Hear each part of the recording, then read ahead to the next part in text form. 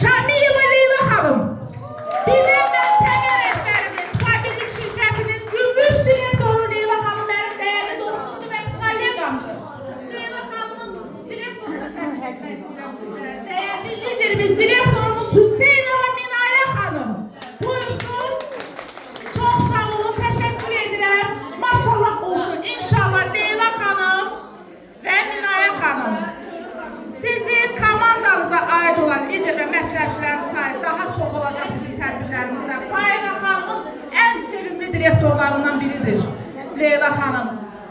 Faina Hanımın komandasına ait olan bütün liderlər bizim kollegamız və dostlarımızdır.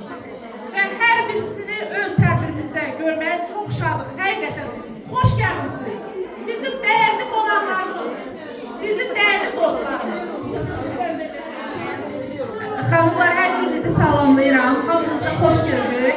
Demək, o qədər gözəl təşkil olunmuş bir tədbirdəyik ki, inşallah Təranə xanımın və Gülnar xanımın əli yüngü olsun. Gələn tədbirlərdə möhtəşəm statuslarla bizi təbrik eləsinlər. Təşəkkür edirəm.